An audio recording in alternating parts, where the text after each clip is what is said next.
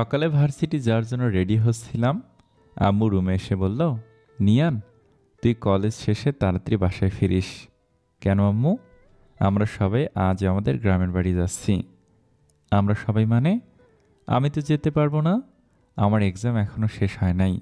কালকে আমার last exam. তুই তো আমাকে বলেছিলি তোর পরীক্ষা আজকে শেষ হবে। আম্মু কিছুক্ষণ কি যেন একটা ভাবলো, তারপর বলল, আচ্ছা তুই কালকে পরীক্ষা দিয়ে পরের দিন চলে যাস, আমরা আজকে যাই। আচ্ছা। আমি আবার বললাম, আম্মু, হঠাৎ তোমাদের গ্রামের বাড়ি যাওয়ার কথা কেন মনে হলো? আগামী শুক্রবার দিয়ার বিয়ে। কি বলো কি আম্মু? এত পিচ্ছি একটা মাইয়ের কিভাবে বিয়ে হবে? পিচ্ছি কোথায়? দিয়া তো এবার এসএসসি পাশ করেছে। এসএসসি পাশ করেছে বলে বিয়ের বয়স হয়ে গেছে? হায় রে গ্রামের মানুষ, তোকে এসব নিয়ে ভাবতে হবে না। তুই শুধু ঠিক সময় পৌঁছে যাস। যা এখন কলেজে যা। আমার পরিচয়টা দিয়ে দেই। আমি নিয়ান, অনার্স লাস্ট ইয়ারের এক্সাম দিচ্ছি। দিয়া হলো আমার চাচাতো বোন, পিচ্ছি একটা মেয়ে। জানি না চাচা কেন এত তাড়াতাড়ি মেয়েটার বিয়ে দিয়ে দিচ্ছেন পরের দিন পরীক্ষা দিয়ে। বৃহস্পতিবার মানে দিয়ার গায়ে হলুদের দিন আমি গ্রামের বাড়ি যাওয়ার জন্য ট্রেনের টিকিট কাটলাম। সকাল 6:30 ট্রেন, তাই আমি ভোর 5টায় ঘুম থেকে উঠে রেডি হয়ে স্টেশনে পৌঁছালাম। এতদিন পরীক্ষা দিয়ে ইট পাথরের দুনিয়া থেকে বেরিয়ে গ্রামের সবুজ পরিবেশে যাচ্ছি। অনেক খুশি খুশি লাগছে। অনেক দিন পর গ্রামের বাড়িতে একটা বিয়ে খাচ্ছি। গ্রামের বিয়ের মজাই আলাদা, যা শহরের বিয়েতে পাওয়া যায় না। সকাল 7টা, ট্রেন চলছে তার দুরন্ত গতিতে। আমার কানে ইয়ারফোন বাজছে রোমান্টিক গানে। দুপুর 12:30 এসে স্টেশনে পৌঁছালাম। যেহেতু চাচাদের বাসা স্টেশন থেকে বেশি দূরে না, তাই ভাবলাম রিক্সা দিয়ে যাই। রিক্সা দিয়ে গেলে গ্রামের সবুজ পরিবেশটা ভালো করে দেখতে পারবো। রিক্সা চলছে আপন গতিতে। চারিদিকে শুনশান বাতাস, পাখির কিচিরমিচির, সবুজে ঘেরা মাঠ। অনেক ভালো লাগছে। কিছুক্ষণ পর রিক্সা এসে থামল চাচার বাড়ির সামনে। আসলে চাচা হলেন এই এলাকার চেয়ারম্যান, তাই রিক্সাওয়ালাকে চাচার নাম বলতে একেবারে বাড়ির সামনে এনে নামিয়ে দিল। গেট খুলে বাড়িতে ঢুকলাম। বিশাল বাড়িটা খুব সুন্দর করে সাজানো। আমি গেটের ভিতরে ঢোকা মাত্রই শিহাব, দিয়ার ছোট ভাই, আমাকে দেখে দৌড়ে ঘরের ভিতরে যেতে যেতে জোরে জোরে বলতে লাগলো। শিহাব বলল, নিয়ান ভাই এসে গেছে। আব্বু, আম্মু, আপু সবাই এসে দেখো, নিয়ান ভাইয়া চলে এসেছে। সে আবার ডাকে সবাই ঘর থেকে বেরিয়ে আসলো। সারা বাড়ির সব আত্মীয় স্বজনও বেরিয়ে এসে আমাকে ঘিরে দাঁড়ালো। সবাই আমার দিকে তাকিয়ে আছে। আমি বুঝলাম না সবাই আমাকে দেখে এরকম রিয়্যাক্ট করছে কেন, আর সবাই আমাকে এরকমভাবে দেখছে কেন। দিয়েকে দেখলাম সবার পিছনে দাঁড়িয়ে আছে, আমার দিকে একবার তাকাচ্ছে আর একবার লজ্জা পেয়ে চোখ নিচে নামাচ্ছে। আমি কিছু বুঝতে পারছি না কি হচ্ছে সব। হঠাৎ চাচা বললেন, চলো তোমরা সবাই জামাই বাবাজিকে নিয়ে ঘরে চলো। জামাই বাবাজি মানে? চাচা জামাই বাবাজি কাকে বলছে? আমি আমার পেছনে তাকালাম। না, আমার পেছনে তো কেউ নাই। তাহলে চাচা কাকে জামাই বাবাজি বলল? আমি চিন্তায় পড়ে গেলাম। আমাকে চিন্তিত দেখে আম্মু বলল, এই নিয়ান, কি ভাবছিস এত? তোকে কিছু ভাবতে হবে না, চল ঘরে চল, আমি তোকে সব বুঝিয়ে বলছি। আম্মু আমাকে রুমে নিয়ে গেল। আমি বললাম, আম্মু, এসব কি হচ্ছে আমি কিছুই বুঝতে পারছি না। আর চাচা আমাকে জামাই বাবাজি বলছে কেন? নিজের হবুমের স্বামীকে জামাই বাবাজি বলবে না তো কি বলবে? মানে? আমি অনেক অবাক হয়ে, তুই দিয়ার হবু বর, আগামীকাল তোদের বিয়ে। আম্মু, আমার প্রায় কান্নায় চলে এসেছে। কি? আমার পক্ষে এই পিচ্চিটাকে বিয়ে করা সম্ভব না। হঠাৎ আব্বু রুমে ঢুকে বলল, কি বললি তুই? কিছুটা ধমক দিয়ে কথাটা বলল। হ্যাঁ আব্বু, আমি এই বিয়েটা করতে পারবো না। আর তাছাড়া আমার কি বিয়ের বয়স হয়েছে? আমার তো অনার্সই শেষ হয় নাই। শেষ হয়নি তো কি হয়েছে? বিয়ের পর অনার্স মাস্টার্স সবই করবি। আব্বু, আমি আর কোনো কথা শুনতে চাই না। এই বলে আব্বু আম্মু দুজনেই রুম থেকে বেরিয়ে গেলেন। পরের দিন একরকম জোর করেই আমার বিয়েটা হয়েই গেল। রাতে আমি চাচাদের ছাদে এক কোণায় দাঁড়িয়ে রইলাম আর মনে মনে ভাবলাম, সত্যি কি আমার বিয়ে হয়ে গেল? তাও কিনা একটা পিচ্চি মেয়ের সাথে। আমি কি এই পিচ্চিটাকে বউ হিসেবে মেনে নিতে পারবো? না, কোনো দিনও আমি এই পিচ্চিটাকে বউ হিসেবে মানতে পারবো না। আমি অনেকক্ষণ ছাদে দাঁড়িয়ে আছি। ঘড়িতে দেখলাম রাত 12:35 বেজে গেছে। পেছন থেকে হঠাৎ আদিবা, আমার ছোট বোন, ডাক দিল, ভাইয়া তুমি এখানে? আর সবাই তোমাকে সারা বাড়ি খুঁজছে। কেন খুঁজছে? সে কি তুমি জানো না তোমাকে কেন খুঁজছে? আজ না তোমার বাসর রাত, আর ভাবি সে কখন থেকে তোমার জন্য অপেক্ষা করছে। আমি আদিবার সাথে নিচে নেমে আসলাম। আব্বু আমাকে দেখে রাগে কটমট করে এগিয়ে আসলো আমার দিকে। এসে আমার গালে ঠাস করে একটা চড় মারলেন। তারপর বললেন, মেয়েটা তোর জন্য সে কখন থেকে অপেক্ষা করছে, বসে আছে, আর তুই কিনা যা, তাড়াতাড়ি ঘরে যা। আমার মাথায় অনেক রাগ উঠে গেল, তবে বাবার ওপর না, ওই পিচ্চিটার ওপর। ওই পিচ্চিটার কারণে আজ বাবা আমাকে মারল। আমি রাগে ফুঁসতে ফুঁসতে রুমে ঢুকলাম। দরজা খোলার আওয়াজ পেয়ে মেয়েটা দৌড়ে ব্যালকনি থেকে বেরিয়ে আসলো। এসে মাথায় ঘুমটা দিয়ে বিছানাতে বসে পড়ল। আমি বিছানার দিকে এগিয়ে গেলাম।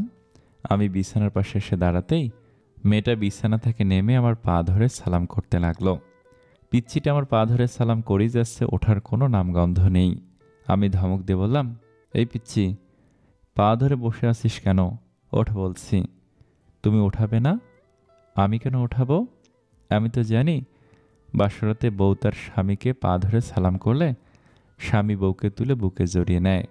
কথাটা বলতে বলতেই মেয়েটা আমার পা ছেড়ে উঠে আমার সামনাসামনি লজ্জায় লাল হয়ে দাঁড়ালো। ইস, শখ কত! আমার বই গেছে তোর মতো পিচ্চিকে জড়িয়ে ধরতে। বলে আমি পিচ্চিটাকে ধাক্কা দিয়ে বিছানাতে ফেলে দিয়ে একটা বালিশ নিয়ে সোফাতে চলে গেলাম। পিচ্চিটা আমার এরকম ব্যবহার দেখে ভ্যাবাচ্চাকা খেয়ে বিছানাতে পড়ে রইল। পিচ্চিটা বিছানা থেকে উঠে এসে বলল, তুমি প্লিজ বিছানাতে গিয়ে শুয়ে পড়ো, আমি না হয় সোফাতে ঘুমাই। এই পিচ্ছি, আমাকে আর রাগাস না বলছি। তোর ঘুম গিয়ে তুই ঘুমা, এত দরদ দেখাতে আসিস না। পিচ্চিটা আমার কথা শুনে আমার পাশে আর দাঁড়ালো না, বিছানাতে গিয়ে শুয়ে পড়ল। সারাদিনের ক্লান্তিতে আমি যে কখন ঘুমিয়ে পড়েছিলাম খেয়ালই করিনি। সকালে কারো ডাকে ঘুম ভাঙল। আমি ঘুম ঘুম চোখে বললাম, আজকে ভার্সিটি যাব না আম্মু, আমাকে ঘুমাতে দাও। এই যে, ওঠো না, নিচে তোমাকে সবাই ডাকছে। উফ, আম্মু তোমাকে বললাম না ভার্সিটি যা। হঠাৎ আমার মনে হলো আম্মু তো আমাকে এরকমভাবে ডাকে না। আমি চোখ খুলে তাকাতে দেখি পিচ্চিটা আমার পাশে দাঁড়িয়ে হাসছে। পিচ্চিটাকে দেখে আমার মনে পড়লো আমি এখন চাচাদের বাড়িতে। এই পিচ্চি, হাসবি না বলছি, তোর হাসি দেখলে আমার সারা শরীর জ্বলে। এমা, কোথায় জ্বলছে দেখি, ঔষধ লাগিয়ে দেব নাকি? আবার হাসতে লাগলো। পিচ্চিটার সাহস দেখছি বেড়ে গেছে। আমার সাথে ঠাট্টা করছিস? ঠাট্টা করতে যাব কেন? তুমি তো বললা তোমার সারা শরীর জ্বলছে, তাই আমি ভাবলাম ঔষধ লাগিয়ে দেই। আচ্ছা ঠিক আছে, ঔষধ লাগাতে হবে না, গোসল করে নাও, তাহলে শরীর আর জ্বলবে না। পিচ্চিটা নিজের আলমারি থেকে একটা টাওয়াল বের করে আমার হাতে ধরিয়ে দিল। আমি টাওয়াল হাত থেকে ফেলে দিয়ে বললাম, আমি এত সকাল সকাল গোসল করতে পারবো না। আচ্ছা তো গোসল করবে না, এত রাগ দেখানোর কি আছে? আমি রাগ দেখাবই, তাতে তোর বাপের কি? আমার বাপের কিছু না, কিন্তু আমার অনেক কিছু, কারণ তুমি তো আমার বর। তোকে আমি বউ হিসেবে মানি না, আর কোনোদিন মানবো না।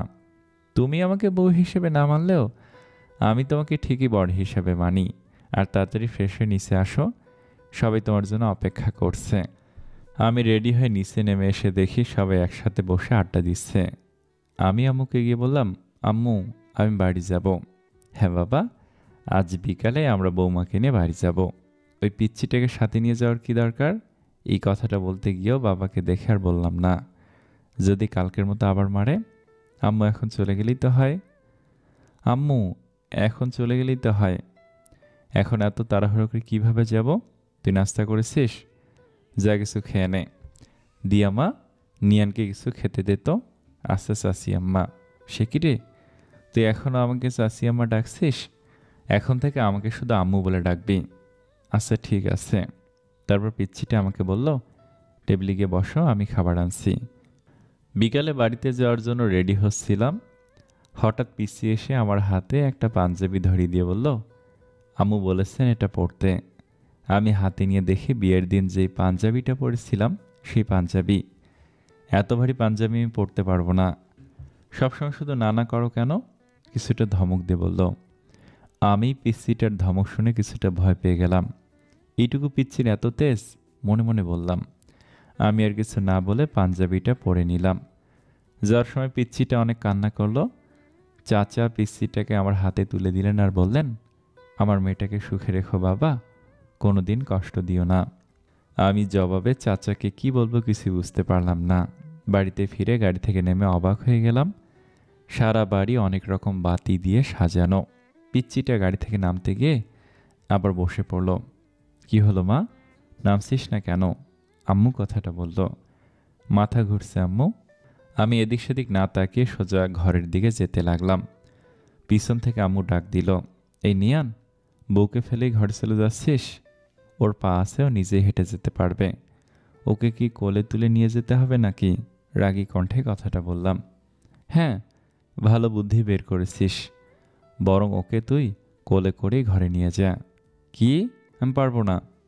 এরকম রিয়েক্ট করছিস কেন? তোকে নিজের বউকে কোলে নিতে বলল, অন্য কাউকে কোলে নিতে বলে নাই। কথাটা বলল আব্বু। আব্বু? আইপি। আব্বু আমাকে পোর কথাটা বলতে না দিয়েই আবার বলল, আমি আর কিছু শুনতে চাই না। অতবার বাধ্য হয়ে পিচ্চিটাকে কোলে তুলে নিয়ে রুমে যেতে লাগলাম। আমি পিচ্চিটার মুখের দিকে তাকিয়ে দেখলাম মুচকি মুচকি হাসছে। ইচ্ছে করছে এখনই কোল থেকে নিচে ফেলে দেই। আমি পিচ্চিটাকে নিয়ে রুমের দরজাতে আসতেই অবাক হয়ে গেলাম। রুমের দরজাতে পিচ্চিটাকে কোলে নিয়ে দাঁড়িয়ে রইলাম। সারা রুম ফুল দিয়ে সাজানো। সাদা গোলাপ, লাল গোলাপ, আরও বিভিন্ন ধরনের ফুল দিয়ে সাজানো। রুমটাকে একেবারে ফুলের বাগান বানিয়ে ফেলেছে। এমনি আমার ফুলে অ্যালার্জি, আর রুমে এত ফুল দেখে মাথাটাই গরম হয়ে গেল। পিচ্চিটাও দেখলাম এতগুলো ফুল দেখে আমার মতো অবাক হয়ে তাকিয়ে আছে রুমের দিকে। আমি পিচ্চিটাকে কোলে নিয়ে রুমে ঢুকলাম। রুমে ঢুকে পিচ্চিটাকে বিছানাতে ছুঁড়ে ফেলে দিলাম। দিয়া আউস ও মাগো করে উঠল। কোমরটা গেল গো। আমি ভয় পেয়ে গেলাম। এখন মেয়েটার কিছু হলে তো আব্বু আম্মু আমাকে মেরেই ফেলবে। আমি পিচ্চিটার পাশে বসে বললাম, সরি সরি, দেখি কোথায় ব্যথা পেয়েছিস? পিচ্চিটা হেসে দিল, তারপর বলল, আমি ব্যথা পাই নাই, আমি জাস্ট দেখতে চেয়েছিলাম আমি ব্যথা পেলে তুমি কিভাবে রিয়্যাক্ট করো। বলি পিচ্চিটা একটা হাসি দিয়ে বিছানা থেকে উঠে ওয়াশরুমের দিকে যেতে লাগলো। এই পিচ্চি, তুই তো একটু আগে মাথা ব্যথার কারণে হাঁটতে পারছিলি না, এখন কিভাবে হাঁটছিস? তোমার কোলে ওঠার জন্য মাথা ব্যথার ভান করছিলাম। তুই তো একটা পিচ্চি শয়তানি।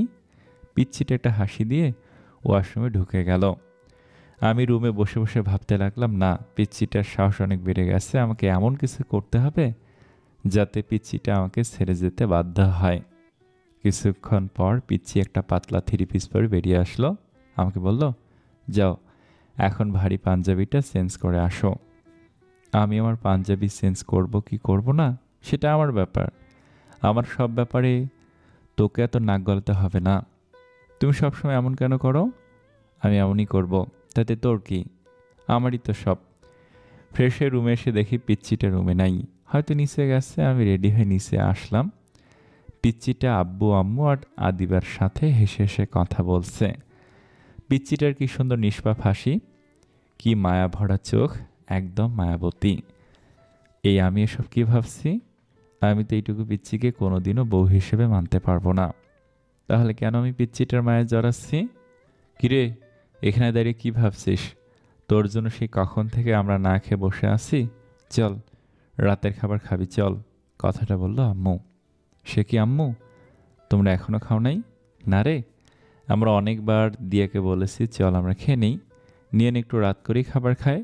কিন্তু পাগলি মেয়েটা কি বলে জানিস? বলে তুই না খাওয়া পর্যন্ত ও নাকি খেতে পারবে না। তাই আমরা ভাবলাম সবাই একসাথেই খাই।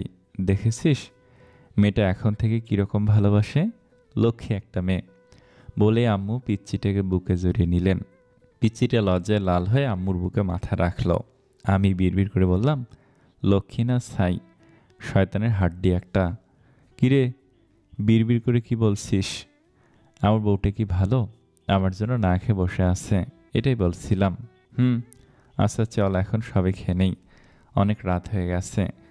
আমি সবার আগে খাবার শেষ করে রুমে এসে একটা বই হাতে নিয়ে সোফাতে শুয়ে শুয়ে পড়তে লাগলাম। পিচ্চি রুমে ঢুকে ভিতর থেকে দরজা লাগিয়ে দিল। আমি বললাম, এই পিচ্চি, দরজা লক করছিস কেন? দরজা লক করবো না তো কি করব? আমি দরজা লক ছাড়াই ঘুমাই। এখন থেকে দরজা লক করেই ঘুমাতে হবে, কারণ এখন থেকে তো তুমি আর একা ঘুমাবে না, এখন থেকে তোমার বউ তোমার সাথে ঘুমাবে, তাই দরজা লক করেই ঘুমাতে হবে।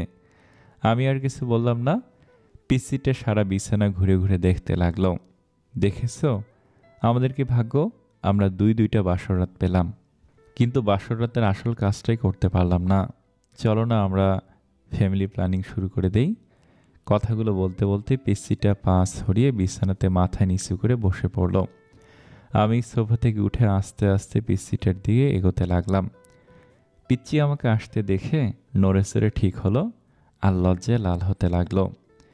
আমি একটু একটু করে পিচ্চিটার দিকে এগিয়ে যেতে লাগলাম। আমি পিচ্চিটার পাশে এসে দাঁড়ালাম। পিচ্চিটা এখনও মাথা নিচু করেই বসে আছে, জোরে জোরে নিঃশ্বাস ফেলছে। আমি হাঁটু মুড়ে পিচ্চিটার পাশে বসে পড়লাম। পিচ্চিটার হাত আমার হাতে শক্ত করে ধরলাম। পিচ্চিটা এবার লজ্জা মাখা চোখে আমার চোখের দিকে তাকালো। আমি বললাম, বোন, তুই আমার ছোট্ট পিচ্চি বোন, তোর সাথে কি আমি এসব করতে পারি বল? দিয়ে আমার কথা শুনে অবাক হয়ে আমার দিকে তাকালো। তারপর মুখটা মলিন করে বলল, সিসি, তুমি সব কি বলছো?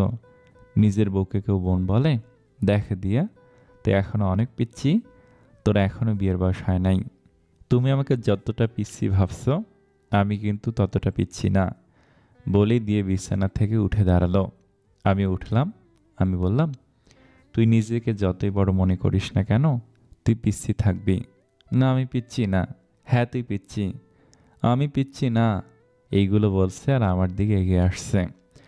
আমি এক পা করে পিছিয়ে যাচ্ছি।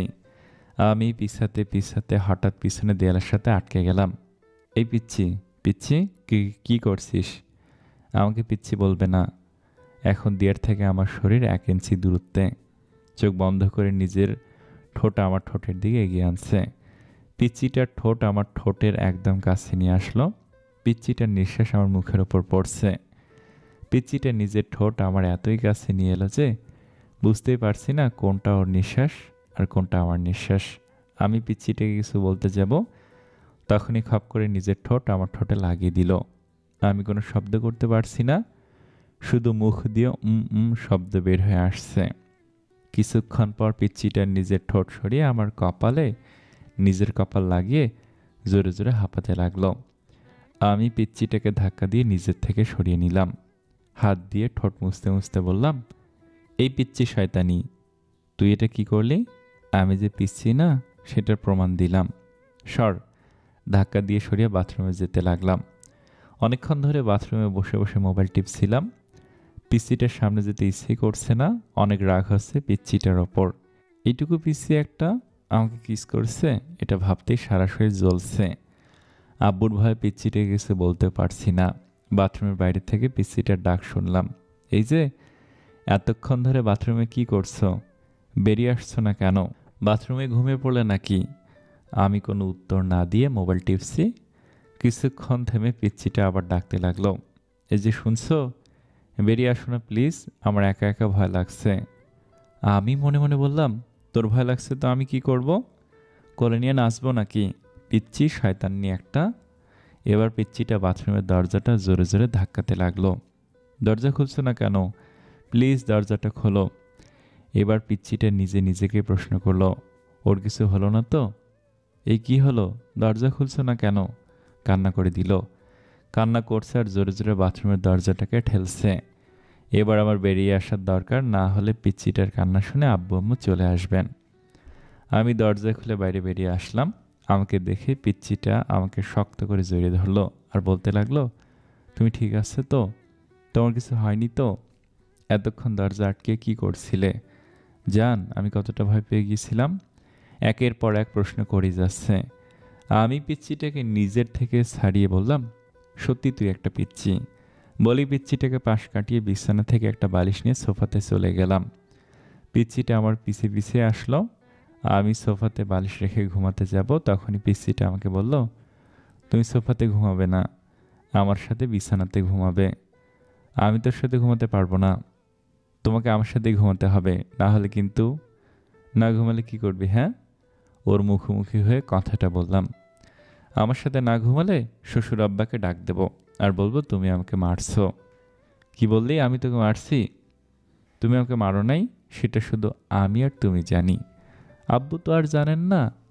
তুই আমাকে ব্ল্যাকমেল করছিস। আমার প্রশ্নের উত্তর না দিয়ে উল্টো আমাকে প্রশ্ন করলো, তুমি বলো আমার সাথে ঘুমাবে নাকি আমি আব্বুকে ডাক দেব? তোর মতো পিচ্চি শয়তানির সাথে আমি ঘুমাতে পারবো না। ওকে, তাহলে আমি আব্বুকে ডাক দেই। আব্বু। আমি ওর মুখ চেপে ধরলাম। এই কি কি কি করছিস? আমি ঘুমাবো, তোর সাথেই ঘুমাবো। প্লিজ আব্বুকে ডাক দিস না। পিচ্চি শয়তানি একটা হাসলো, হি হি হি। শেষ পর্যন্ত পিচ্ছিটাকে নিয়ে বিছানাতে ঘুমাতে গেলাম। ওর বালিশটা ঠেলে এক পাশে দিলাম, আমার বালিশটা টেনে অন্য পাশে আনলাম। আমাদের মাঝখানে বড় গ্যাপ রাখলাম। লাইট নিভিয়ে বালিশে মাথা রাখলাম। হুট করে পিচ্ছিটা নিজের বালিশ ছেড়ে আমার বালিশে চলে আসলো। সোজা আমার বুকে মাথা রেখে 2 হাত দিয়ে আমাকে জড়িয়ে ধরলো। আমি সাথে সাথে ওকে আমার থেকে ছাড়িয়ে নিলাম। এই পিচ্ছি, কি করছিস? তোর বালিশে গিয়ে ঘুমা। না, আমি তোর বুকে ঘুমাবো। তোর বালিশে গিয়ে ঘুমা বলছি, ধমক দিয়ে বললাম। পিচ্ছিটা উল্টা আমাকে ধমক দিয়ে বলল, আমাকে তোমার বুকে ঘুমাতে দিবে নাকি আমি শ্বশুর আব্বাকে ডাক দেব? পিচ্ছিটা উল্টো আমাকে ধমক দিয়ে বলল, আমাকে তোমার বুকে ঘুমাতে দিবে নাকি আমি শ্বশুর আব্বাকে ডাক দেব? আব্বু। আমি আবার পিচ্ছিটার মুখ চেপে বললাম, এই পিচ্ছি শয়তানি, কথায় কথায় আব্বুকে ডাক দিস কেন? অতবার বাধ্য হয়ে পিচ্ছিটাকে বুকে নিয়ে ঘুমালাম। সকালে ঘুম থেকে উঠে মেয়েটার কাণ্ড দেখে আমি অবাক হয়ে গেলাম। পিচ্ছিটার একটা পা আমার পেটের ওপর আর আমার মাথাকে নিজের বুকে শক্ত করে জড়িয়ে আমাকে কোলবালিশ বানিয়ে ঘুমিয়ে আছে। আমি পিচ্ছিটার বাহু থেকে নিজেকে ছাড়ানোর চেষ্টা করছি, কিন্তু পিচ্ছিটা আমাকে ছাড়ছেই না, আরও শক্ত করে আমাকে জড়িয়ে ধরছে। তার মানে পিচ্ছিটা এখন জেগে আছে। আমি বললাম, এই পিচ্ছি, আমাকে ছাড়ো বলছি। পিচ্ছিটা আমাকে ছাড়ছেই না। আমি এবার জোর করে পিচ্ছিটার থেকে ছুটে আসলাম। ফ্রেশ হয়ে রুমে এসে দেখি পিচ্ছিটা নাই, হয়তো উঠে নিচে গেছে। আমি রেডি হয়ে নিচে খাবার টেবিলে আসলাম। সবাই একসাথে নাস্তা করছি। আব্বু বললেন, নিয়ান, তুই কোথাও বের হবি নাকি? জি আব্বু, বন্ধুদের সাথে একটু দেখা করতে যাব। বৌমাকে সাথে করে নিয়ে যা, একটা ভালো কলেজে ভর্তি করে দিস। আব্বু, তার চেয়ে বড় ওকে ওর বাড়িতেই পাঠিয়ে দাও, দিয়ে ওর বাড়ি থেকে পড়াশোনা করুক।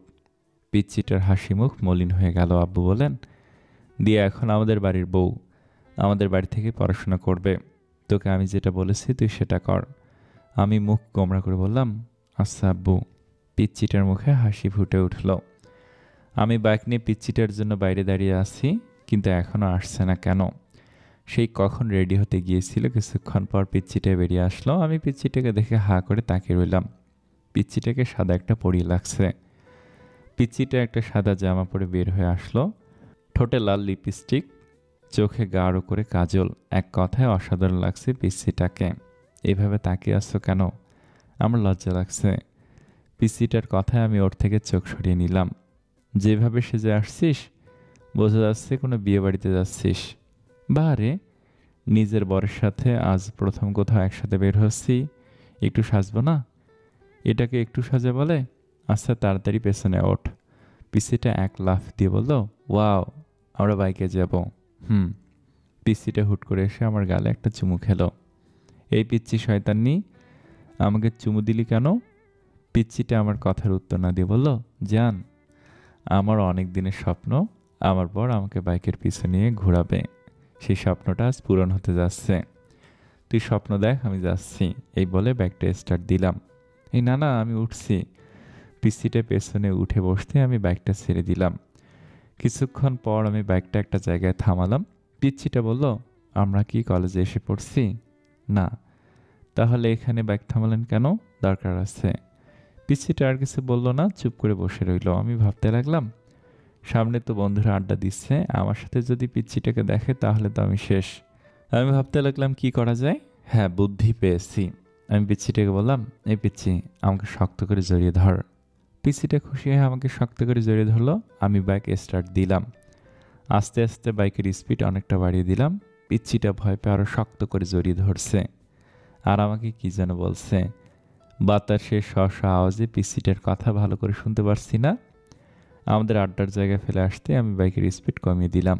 তারপর একটা কলেজের সামনে এসে বাইক থামালাম। পিচ্চিটা বাইক থেকে নেমে কান্না করে দিল। অ্যাঁ, এই পিচ্চি, কি হলো? কি কান্না করছিস কেন? তুমি এত স্পিডে বাইক চালিয়ে আসলে কেন? আমি কত ভয় পেয়ে গেছিলাম।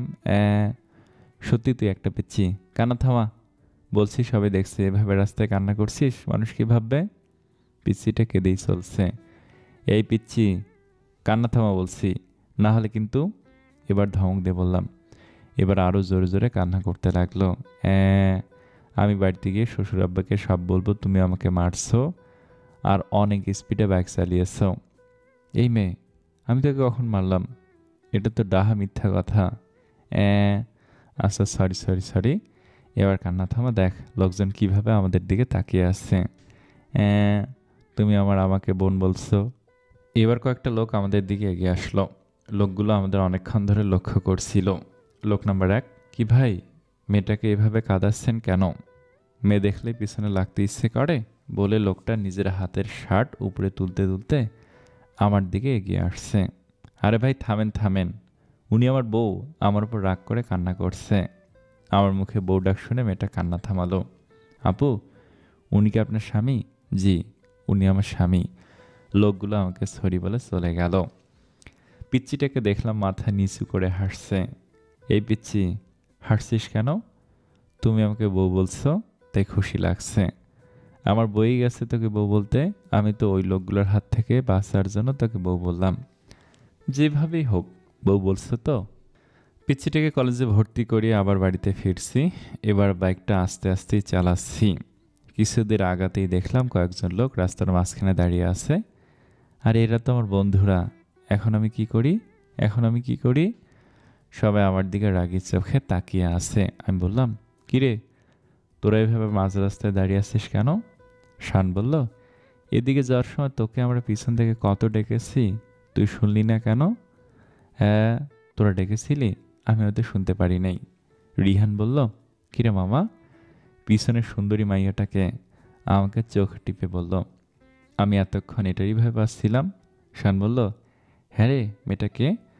আমি কিছু বলছি না দেখে পিচ্ছিটে বলল, আমি ওর বউ। পিচ্ছিটিকে বলতে না দিয়ে আমি বললাম, ও আমার চাচাতো বোন।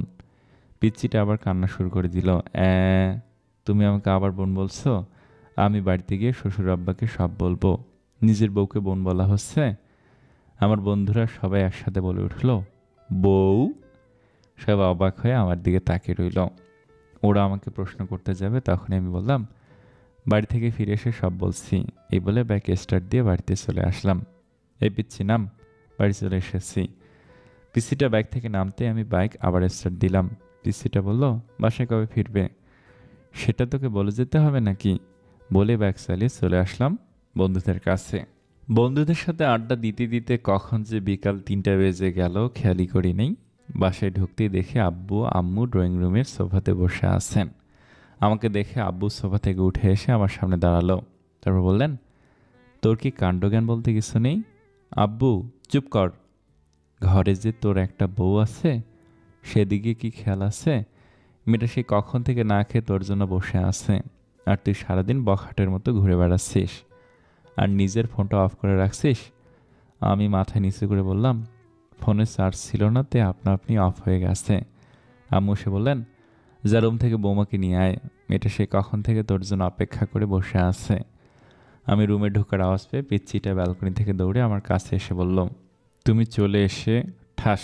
পিচ্চিটা গালে হাত দিয়ে আমার দিকে প্রশ্নবোধক দৃষ্টিতে তাকিয়ে আছে। আমি বললাম, এই পিচ্চি, তোকে কে বলেছে আমার জন্য না খেয়ে বসে থাকতে? পিচ্চিটার চোখের পানি গড়িয়ে পড়লো। আমি আবার বললাম, আজ শুধু তোর জন্য আব্বু জীবনে এই প্রথম বখাটে বলল, আমার উপর বউয়ের অধিকার দেখানো হচ্ছে। তোকে আমি বউ হিসেবে মানি না, আর কোনোদিন মানবো না। অসহ্য একটা। পিচ্চিটাকে পাশ কাটিয়ে ওয়াশরুমে চলে গেলাম। ওয়াশরুম থেকে ফিরে এসে দেখি পিচ্চিটা সে আগের জায়গাতেই দাঁড়িয়ে আছে। আমি পিচ্চিটার থেকে 2-3 পা সামনে এসে মাথাটা একটু পিছনে ঘুরে বললাম, এই পিচ্চি, নিচে আসবি নাকি আমাকে আরও বকা খাওয়ার ইচ্ছা আছে? জি আসছি, ভাঙা গলায় কথাটা বলল। পিচ্চিটাকে নিয়ে খাবার খাচ্ছি, আম্মু পাশে দাঁড়িয়ে আছেন। পিচ্চিকে দেখলাম খাবার না খেয়ে কি যেন একটা ভাবছে, আর খাবারগুলো হাত দিয়ে শুধু নাড়ছে। আম্মু পিচ্চিটাকে বললেন, কিরে মা, তুই খাবার না খেয়ে কি ভাবছিস? কিছু না আম্মু। তাহলে খাচ্ছিস না কেন? পিচ্চিটা নিজের গাল থেকে চুলগুলো সরিয়ে কিছুটা ভাত মুখে নিল। আম্মু চিৎকার দিয়ে বললেন, সে কিরে দিয়া মা, তোর গালে এটা কিসের দাগ? আম্মুর কথায় আমি পিচ্চিটার গালের দিকে তাকালাম। পিচ্চিটার গাল অনেকটা লাল হয়ে আঙুলের ছাপগুলো দেখা যাচ্ছে। আমার আর বুঝতে বাকি রইল না যে এটা আমারই আঙুলের ছাপ। তখন রাগে থাপ্পড়টা অনেক জোরেই মেরেছিলাম। কিরে মা, কিছু বলছিস না যে? আমাকে বল কি হয়েছে? এটা হয়তো অ্যালার্জির কারণে হয়েছে আম্মু। গালটা অনেকক্ষণ ধরে চুলকাচ্ছিল। ওষুধ লাগিয়েছিস? না আম্মু, পরে লাগিয়ে নিব। মেয়েটাকে দেখে আমার অনেক মায়া হচ্ছে। আমাকে বাঁচানোর জন্য মেয়েটা মিথ্যা বলল, আর আমি কিনা। মেয়েটা আমার আগেই খাবার খেয়ে রুমে চলে গেল। কিছুক্ষণ পর আমি রুমে গিয়ে দেখি মেয়েটা রুমে নাই, হয়তো ব্যালকনিতে আছে। ভাবলাম মেয়েটাকে সরি বলে আসি। আমি ব্যালকনিতে গিয়ে দেখলাম পিচ্চিটা আনমনে বাইরে তাকিয়ে আছে। আমি আমাকে বলতে না দিয়ে পিচ্চিটা বলল, আপনি আমাদের ডিভোর্স চান তো? আমি চুপ করে আছি। আমি জানি আপনি আমাদের ডিভোর্স চান, কিন্তু আপনার আব্বুর ভয়ে বলতে পারছেন না। আর এই বিয়েটাও আপনার আব্বুর ভয়ে করেছেন। আপনি চিন্তা করেন না, ডিভোর্স হওয়ার পর আপনার আব্বুকে বলবো আমি নিজে আপনাকে ছেড়ে চলে গেছি। বলবো আপনার কোনো দোষ নেই। আপনি ডিভোর্স পেপার রেডি করেন। পিচ্চিটা চোখের পানি মুছে রুমে চলে গেল। আমি কিছুই বলতে পারলাম না। পরের দিন বাইরে ঘুরতে যাওয়ার কথা বলে পিচ্চিটাকে নিয়ে উকিলের কাছে আসলাম। উকিলের কাছে আসার পর উকিল বলল, বিয়ের 6 মাস আগে ডিভোর্স দেওয়া সম্ভব না। তার মানে আমাদেরকে আরও 6 মাস একসাথে থাকতে হবে। এরপর ডিভোর্সের অ্যাপ্লাই করে কোর্ট থেকে বেরিয়ে আসলাম। আজ আমি বাইক সাথে আনি নাই, তাই রিক্সা দিয়ে বাড়ি ফিরছিলাম। অনেকক্ষণ ধরে রিক্সাতে বসে আছি, কারো মুখে কোনো কথা নেই, দুজনে চুপ করে আছি। দুজনের নীরবতা ভেঙে পিচ্চিটাই বলল, আমার একটা কথা রাখবে? বলো। আমরা যে কয়টা দিন একসাথে থাকবো, সেই কয়টা দিন কি আমরা স্বামী স্ত্রীদের মতো থাকতে পারি না? মানে তুই কি বলতে চাইছিস? আরে আমি তোমার কাছে স্ত্রীর অধিকার চাই না, আমি বলছি আমরা স্বামী স্ত্রীদের মতো ব্যবহার করতে পারি কি না। প্লিজ আমার এই শেষ ইচ্ছাটা রাখো। পিচ্চিটা প্রায় কেঁদেই দিল। আচ্ছা ঠিক আছে। সত্যি? পিচ্চিটা আমার হাত হালকা জড়িয়ে ধরে বলল, থ্যাংক ইউ। রিক্সা এসে আমাদের বাড়িতে দাঁড়ালো। ঘরে ঢুকে অবাক হয়ে গেলাম। চাচা, চাচি, শিহাব আরও অনেকে আমাদের ড্রয়িং রুমে বসে আছে। পিচ্চিটা ওর আব্বু আম্মুকে দেখে দৌড়ে গিয়ে ওর আম্মুকে জড়িয়ে ধরলো। তারপর ওর আম্মুকে ছেড়ে ওর আব্বুকে জড়িয়ে ধরার সাথে সাথে কান্না করে দিল। চাচা বললেন, আরে পাগলি মেয়ে, কাঁদছিস কেন? বাবা, তুমি কেমন আছো? পিচ্চিটা হয়তো ওর বাবাকে একটু বেশি ভালোবাসে, তাই এরকমভাবে কান্না করছে। হা হা হা, দেখ পাগলি মেয়ের কাণ্ড। আমি ভালো আছি রে মা, তুই কেমন আছিস? মুখে হাসি দিল, চোখ দিয়ে পানি ঠিকই পড়ছে। ভালো বলে আবার ডুকরে ডুকরে কান্না করতে লাগলো। চারিপাশে দেখলাম পিচ্চিটার কান্না দেখে সবার চোখে পানি চলে এসেছে। আমার ওদের দেখে কোনো কষ্টই হয় না, কারণ আমি জানি আর কয়েক মাস পর পিচ্চিটা ওর আব্বু আম্মুর কাছে চলে যাবে, তাই আমার তেমন কষ্ট হচ্ছে না। চাচা পিচ্চিটার মাথায় হাত বুলিয়ে দিচ্ছে আর সান্ত্বনা দিচ্ছেন। এবার পিচ্চিটাকে নিজের থেকে ছাড়িয়ে কপালে একটা চুমু খেলেন। পিচ্চিটা এবার কিছুটা শান্ত হলো। আম্মু আমাকে ইশারায় বললেন চাচা চাচিকে সালাম করতে। আমি এগিয়ে গিয়ে চাচা চাচিকে সালাম করলাম। এবার আম্মু পিচ্চিটাকে বললেন, যাও মা, ব্যাগপত্র গুছিয়ে নাও, আজ তোমরা তোমাদের বাড়ি যাচ্ছ, তোমার আব্বু আম্মু তোমাদের নিতে এসেছেন। পিচ্চিটা একবার আমার দিকে তাকিয়ে উপরের রুমে চলে যেতে লাগলো। আব্বু আমাকে বললেন, কিরে তুই দাঁড়িয়ে আছিস কেন? ব্যাগপত্র গুছিয়ে নে, তোদের গ্রামে গিয়ে 4-5 দিন থাকতে হবে। আমি অবাক হয়ে বললাম, আব্বু আমাকেও যেতে হবে নাকি? চাচা বললেন, হ্যাঁ বাবা, বিয়ের পর শ্বশুরবাড়ি গিয়ে কয়েকদিন থাকতে হয়, এটাই নিয়ম। আর তাছাড়া তুমি যেখানে যাচ্ছ সেটা তো শুধু তোমার শ্বশুরবাড়ি না, তোমার নিজেরও বাড়ি। চাচা বলছিলাম কি আমি না গেলে হয় না? আব্বু বললেন, না হয় না, তাড়াতাড়ি গিয়ে রেডি হয়ে নে। অতঃপর বাধ্য হয়ে আমাদের গ্রামের বাড়ি মানে শ্বশুর বাড়ি আসতে হলো। বাড়ির গেটের ভিতর ঢুকতে অবাক হয়ে গেলাম। বাড়িটা এখনও সে বিয়ে বাড়ির মতোই সাজানো। ভিতরে ঢুকতে কয়েকটা মেয়ে দিয়া চিৎকার দিয়ে পিচ্চিটাকে জড়িয়ে ধরলো। তারপর একটা মেয়ে আমার দিকে তাকে বলল, উনি কি তোর বর? পিচ্চিটা লজ্জায় মাথা নিচু করে বলল, হ্যাঁ। অন্য একটা মেয়ে বলল, ও মাই গড দিয়া, তোর বরটা কত হ্যান্ডসাম রে। আমি তো প্রথম দেখাতে প্রেমে পড়ে গেছি। পিচ্চিটা রেগে বলল, এই ফাড়িয়া, তুই কিন্তু ভুলে যাস না ও আমার বর। হি হি হি, রাগ করিস কেন? আমি তো দুলাভাইয়ের সাথে মজা করলাম। আমি বুঝতে পারলাম মেয়েগুলো পিচ্চিটার মতোই এক একটা শয়তানের হাড্ডি। আমি বললাম, আপনাদের কাউকে তো চিনলাম না। পিচ্চিটা বলল, ওরা আমার বান্ধবী। ও। চাচা ডেকে বললেন, কিরে, তোরা এখনও এখানেই দাঁড়িয়ে আছিস? দিয়ামা, জামাই বাবাজিকে নিয়ে রুমে ফ্রেশ হয়ে নে। পিচ্চিটার সাথে রুমে আসলাম। রুমে এসে শরীর এলিয়ে দিলাম বিছানাতে। অনেকক্ষণ জার্নির কারণে একটু ক্লান্ত লাগছে। পিচ্চিটা আমার সামনে এসে দাঁড়িয়ে বলল, তুমি আগে ফ্রেশ হবে নাকি আমি আগে ফ্রেশ হব? তুই যা, আমি তোর পরে ফ্রেশ হয়ে নেব। পিচ্চিটাকে দেখলাম রাগীর চোখে আমার দিকে তাকিয়ে আছে। কি হলো, এইভাবে তাকিয়ে আছিস কেন? আমাদের মধ্যে কি কথা হয়েছিল? কি, তুমি আমাকে কথা দিয়েছিলে না আমরা যে কটা দিন একসাথে থাকবো সে কটা দিন স্বামী স্ত্রীদের মতো থাকবো? তাহলে তুমি আমাকে এখনো তুই তুই করে ডাকছো কেন? তুমি আমাকে পিচ্চি ডাকতে পারো, তাতে আমার কোনো সমস্যা নেই, কিন্তু এই তুই তুই করে ডাকবে না। আমার কেন জানি তোমার মুখে তুই ডাকটা সহ্য হয় না। ওকে, চেষ্টা করব। চেষ্টা করবো মানে? আচ্ছা রে বাবা, তুমি করে ডাকবো। খুশি? হুম, অনেক খুশি। পিচ্চি শয়তান্নি একটা। পিচ্চিটা একটা হাসি দিয়ে বাথরুমে চলে গেল। কিছুক্ষণ পর পিচ্চিটা গোসল করে বেরিয়ে আসলো। আমি হা হয়ে পিচ্চিটার দিকে তাকিয়ে রইলাম। পিচ্চিটা লজ্জা পেয়ে আমাকে বলল, কি দেখছেন? আমি এবার হাসিতে ফেটে পড়লাম।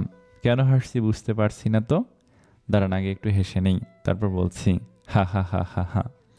পিচ্চিটা একটা শাড়ি পরে বের হয়ে আসছে। পরে আসছে বলে ভুল হবে, পেঁচিয়ে আসছে। কোথায় শাড়ির মাথা, কোথায় শাড়ির আঁচল, কোনো ঠিক নাই। এমনভাবে পরে আসছে মনে হচ্ছে এখনই খুলে পড়ে যাবে। পিচ্চিটা যে কোনোভাবে শাড়ির কুচি দেওয়া হয় সেখানটায় হাত দিয়ে দাঁড়িয়ে আছে। পিচ্চিটার পেট দেখা যাচ্ছে, তাই লজ্জায় লাল হয়ে আমার সামনে দাঁড়িয়ে আছে। এটা কি পরছো বলে হাসতে হাসতে আবার বিছানায় গড়াগড়ি খেতে লাগলাম। তুমি খুব খারাপ, দেখছো আমি শাড়ি পরতে পারছি না, আর তুমি দাঁত কেলিয়ে হাসছো। সেখানে দাঁড়িয়ে কান্না করতে লাগলো।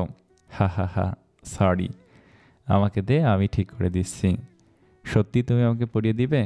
লজ্জায় লাল হয়ে বলল। আমার কি যে লজ্জা লাগছে, আবার খুশিও হচ্ছে। সত্যি তুমি আমাকে পরিয়ে দিবে? না, আমি শুধু ঠিক করে দেব। এদিকে আয়। আবার তুই করে ডাকছো? আচ্ছা ঠিক আছে, এদিকে আসো। পিচ্চিটা একটা হাসি দিয়ে আমার কাছে এগিয়ে আসলো। আমি প্রথমে পিচ্চিটার আঁচল ঠিক করলাম। পিচ্চিটার শরীরে আমার হাত লাগতেই পিচ্চিটা কেঁপে উঠল। তারপর পেটের নাভিসহ কিছুটা অংশ বেরিয়ে এসেছিল। সে জায়গায় শাড়ি দিয়ে ঢাকতে গিয়ে আমার হাত লেগে গেল ওর পেটে। পিচ্চিটা সিটকে আমার থেকে পিছে সরিয়ে গেল। কি হলো, এভাবে পিছিয়ে গেলে কেন? কিছু না বলে পিচ্চিটা আবার আমার দিকে এগিয়ে আসলো। আমি এবার পিচ্চিটা যে জায়গায় হাত দিয়ে ধরে রেখেছিল সেটা ওর হাত থেকে নিলাম। আমি ওর হাত থেকে নিয়ে শাড়িটা কুচি দিতে লাগলাম। কুচি দিয়ে যেই ওর নাভির নিচে গুজতে যাব তখনই পিচ্চিটা আমার হাত ধরে ফেলল। এটা আমাকে দাও, আমি পারবো। আমি আর কিছু না বলে ওর হাতে কুচিটা ধরিয়ে দিলাম। পিচ্চিটা কুচি হাতে নিয়ে বাথরুমে ঢুকে গেল। কিছুক্ষণ পর পিচ্চিটা বাথরুম থেকে শাড়িটা ঠিক করে বেরিয়ে আসলো। পিচ্চিটার চোখ দুটো লাল হয়ে অনেক ফুলে আছে। তোর, ও সরি, তোমার চোখ মুখ এরকম লাগছে কেন? তুমি কি কান্না করছিলে নাকি? কি বলো কি, আমি কান্না করতে যাব কেন? ওহ আচ্ছা। এতক্ষণ পিচ্চিটাকে আমি ভালো করে খেয়াল করি নাই, এখন চোখে পড়তে আমি হা করে তাকিয়ে রইলাম। পিচ্চিটাকে শাড়িতে এত সুন্দর মানিয়েছে যে আমি লিখে বোঝাতে পারবো না। কালো শাড়ির কালো চুলগুলো ছেড়ে আসছে পিচ্চিটা, একদম মায়াবতী লাগছে পিচ্চিটাকে। পিচ্চিটা আমার তাকানো দেখে লজ্জা পেল। কি দেখছো? তোমাকে খুব সুন্দর লাগছে। এই কথা বলতে গিয়েও কিছু একটা ভেবে আটকে গেলাম। নিজে নিজেকে বলতে লাগলাম, আমি এসব কি ভাবছি? ও তো একটা পিচ্চি মেয়ে, ও তো আমার চাচাতো বোন। আমি তো কোনোদিনও ওকে বউ হিসেবে মেনে নিতে পারবো না। তাহলে কেন আমি ওর দিকে এরকমভাবে তাকিয়ে আছি? পিচ্চিটা আবার বলল, কি হলো, কি ভাবছো? কিছু না বলে আমি বাথরুমে ঢুকে গেলাম। শাওয়ার ছেড়ে অনেকক্ষণ গোসল করলাম। গোসল শেষে মনে হলো, শিট, আমি তো টাওয়াল সাথে আনি নাই। পরনে যে কাপড়গুলো নিয়ে বাথরুমে ঢুকেছিলাম সেগুলো ভিজিয়ে ফেলেছি। এখন আমি বাথরুম থেকে বের হই কিভাবে? বাথরুমের দরজায় কিছুটা ফাঁক করে দেখলাম পিচ্চিটা কোথায় আছে। পিচ্চিটাকে দেখলাম আয়নাতে চুল আঁচড়াচ্ছে। আমি শুধু মুখটা বের করে বললাম, এই মেয়ে। হঠাৎ আমার আওয়াজে পিচ্চিটা চমকে উঠল। কে কে? পিচ্চিটা ভয়ে ভয়ে রুমের চারিদিকে তাকিয়ে খুঁজতে লাগলো। এই পিচ্চি আমি। বাথরুমের দরজাতে দেখো। পিচ্চিটা আমাকে দেখে নিজের বুকে থুতু দিল। আহ তুমি? আমি তো ভয় পেয়ে গেছিলাম। তুমি সত্যি পিচ্চি? একটুতে ভয় পেয়ে যাও? হুম। তুমি এভাবে দরজাতে মুখ বের করে দাঁড়িয়ে আসছো কেন? আমি এবার অসহায় হয়ে বললাম, আমার টাওয়ালটা দাও প্লিজ। পিচ্চিটা একটা হাসি দিয়ে ব্যাগ থেকে টাওয়াল বের করে আমার হাতে এনে দিল। থ্যাংক ইউ বলেই টাস করে দরজাটা লাগিয়ে দিলাম। তারপর আরও 3 দিন এ বাড়িতে থেকে আমাদের বাড়িতে চলে আসলাম। বাড়িতে আসার পর দিন থেকে পিচ্চিটা কলেজে যেতে শুরু করলো। পিচ্চিটাকে প্রতিদিন সকালে ওর কলেজে দিয়ে আসি, আমার ভার্সিটিতে চলে যাই। আবার আসার সময় সাথে করে বাড়িতে নিয়ে আসি। এখন পিচ্চিটার সাথে স্বাভাবিকভাবে কথাবার্তা বলি। আজকে সকালে একটু বেশি ঘুম পাচ্ছে। পিচ্চিটা সেই কখন থেকে আমাকে ডাকছে, কিন্তু আমি ঘুম চোখে খুলতেই পারছি না। পিচ্চিটা অনেকক্ষণ ধরে আমাকে ডাকতে ডাকতে হাঁপিয়ে গেল। এবার পিচ্চিটা রেগে বলল, তুমি উঠবে নাকি আমি আব্বুকে ডেকে নিয়ে আসবো? বলে পিচ্চিটা রুম থেকে বেরিয়ে যেতে লাগলো। আমি আব্বুর কথা শুনে ঘুম ঘুম চোখে পিচ্চিটাকে ডাক দিলাম, এই পিচ্চি শয়তান্নি দাঁড়াও। আমি উঠছি, আব্বুকে ডাকতে হবে না। অনেক কষ্ট করে ঘুম থেকে উঠে ফ্রেশ হতে গেলাম। ফ্রেশ হয়ে এসে রেডি হয়ে নিচে বসে দেখি পিচ্চিটা আগে থেকে রেডি হয়ে বসে আছে। আমি হালকা কিছু নাস্তা করে পিচ্চিটাকে নিয়ে বাড়ি থেকে বের হলাম। আমি বাইকে বসে পিচ্চিটাকে বললাম বাইকে উঠে বসতে, কিন্তু পিচ্চিটা উঠছে না, আমার দিকে তাকিয়ে আছে। কি হলো? এভাবে তাকিয়ে আছো কেন? দেরি হয়ে যাচ্ছে তো। তুমি এত সুন্দর কেন? বলেই আমার চুলগুলো এলোমেলো করে দিল। চোখ থেকে সানগ্লাসটা নিয়ে নিজের ব্যাগের ভিতর ঢুকিয়ে নিল। এই পিচ্চি, আজকে তোমার কি হয়েছে? এসব কি করছো? দাও আমার সানগ্লাসটা দাও। না দেব না। তোমাকে এত স্মার্ট হয়ে থাকতে হবে না। কলেজের কয়েকটা নির্লজ্জ মেয়ে তোমার দিকে কীরকম হাঁ করে তাকিয়ে থাকে সেটা আমার সহ্য হয় না। ও তাই নাকি? আচ্ছা ঠিক আছে, এখন তাড়াতাড়ি ওঠো, দেরি হয়ে যাচ্ছে। বাইকে উঠতে উঠতে বলল, কি ঠিক আছে? কিছু না। এত কথা বলো কেন? বাইকে স্টার্ট দিয়ে একটানে পিচ্চিটার কলেজে চলে আসলাম। পিচ্চিটা বাইক থেকে নামার পর আমি বললাম, এই পিচ্চি শোন। কি? কলেজ শেষ হওয়ার পর একটু সামনে এগিয়ে গেলে আমাকে পাবে। তুমি একটু হেঁটে চলে এসো প্লিজ। আমার কিছু কাজ আছে, আমি আবার ঘুরে এদিকে আসতে পারবো না। আচ্ছা। পিচ্চিটা কলেজের গেটের ভিতরে ঢুকে গেল। আমি ব্যাক স্টার্ট দিয়ে কিছু জায়গায় এগিয়ে দেখি শান মুখটা মলিন করে বসে আছে, আর আবির, রিহান, রাকিব শানকে সান্ত্বনা দিচ্ছে। আমি শানের কাছে যেতে যেতে বললাম, কিরে মজনু, তোর লাইলি এখনো আসে নাই?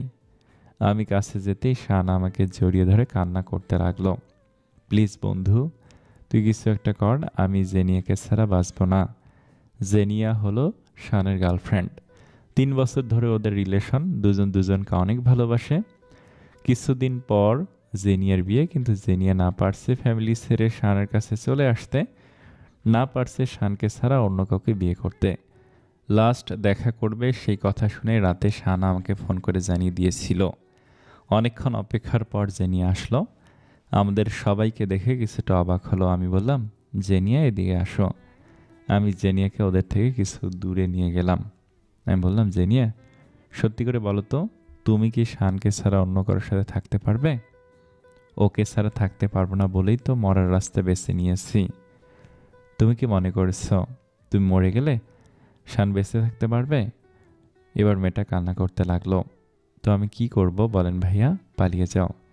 কিন্তু আমার ফ্যামিলি, দেখ জেনিয়া, তোমরা পালিয়ে গিয়ে বিয়ে করার পর যখন তোমার কোলে ছোট্ট আরেকটা জীবন আসবে, তখন তোমার ফ্যামিলি ওই বাচ্চাটার দিকে তাকিয়ে সব মান অভিমান ভুলতে বাধ্য হবে। কিন্তু জেনিয়াকে ওর কথাটা বলতে না দিয়েই পিচ্চিটা এসে বলল, এই যে আমি চলে এসেছি। তারপর জেনিয়ার দিকে তাকিয়ে বলল, ওই মেয়েটাকে বলছি তুমি ওদের কাছে গিয়ে বসো, আমি ওর সাথে কিছু ইম্পর্টেন্ট কথা বলে আসছি। মেয়েটার সাথে তোমার কিসের ইম্পর্টেন্ট কথা? নির্লজ্জ মেয়েগুলো শুধু সারাদিন তোমার পিছে পিছে লেগে থাকে। কথাগুলো বলতে বলতে আমার হাত ধরে টেনে নিয়ে যেতে লাগলো। আমার রাগ উঠে গেল চরমে। এক ঝটকায় পিচ্চিটার হাত থেকে আমার হাত ছাড়িয়ে গালে ঠাস করে একটা চর বসিয়ে দিলাম। পিচ্চিটা গালে হাত দিয়ে দাঁড়িয়ে আছে। এই পিচ্চি, তুই জানিস এই মেয়েটাকে? জানি তো। মেয়েটা তোমার গার্লফ্রেন্ড? এবার অন্য গালে ঠাস করে একটা চর মারলাম। পিচ্চিটা দুই গালে দুই হাত দিয়ে জোরে জোরে কান্না করতে লাগলো। আ কান্না থামা বলছি, না হলে আর একটা দেবো। হে, তুমি খুব খারাপ। আমি আব্বুকে গিয়ে বলবো, আর এও বলবো যে তোমার গার্লফ্রেন্ড আছে। এবার পিচ্চিটার কথা শুনে আমার নিজেরই কান্না চলে আসছে। বোন রে, তুই কিছু না বোঝার আগে কেন বাচ্চাদের মতো পাগলামি করিস? বাচ্চাদের মতো কি? তুই তো বাচ্চাই। ও আমার গার্লফ্রেন্ড না, শানের গার্লফ্রেন্ড। আমি এখানে 2টা জীবন বাঁচানোর চেষ্টা করছি, আর তুই ঢং করছিস। এবার পিচ্চিটা সব কিছু বুঝতে পেরে কান্না থামিয়ে চোখের পানি মুছে একটা হাসি দিয়ে আমাকে বলল, সরি। এবার পিচ্চিটার কাণ্ড দেখে আমারই হাসি চলে এলো। একটু আগে কি কান্নাটাই না করলো, আর এখন হাসছে। হা হা হা, পিচ্চি একটা। এতক্ষণ জেনিয়া আমাদের দিকে তাকিয়েছিল। জেনিয়া আমাদের দিকে তাকিয়ে হাসছে। আমি বললাম, তো কি সিদ্ধান্ত নিলে জেনিয়া? আমি পালিয়ে যেতে প্রস্তুত ভাইয়া। পরে ওই দিনই শান আর জেনিয়া চট্টগ্রাম পালিয়ে যায়। আর মাত্র 7 দিন বাকি আমার আর পিচ্চিটার ডিভোর্স পেপার আসতে। পিচ্চিটা আমার সাথে এমন ব্যবহার করে বোঝাই যায় না যে আর মাত্র কয়েকদিন পর ওর সাথে আমার ডিভোর্স হবে। আজ আমার ফ্রেন্ড রিহানের বার্থডে।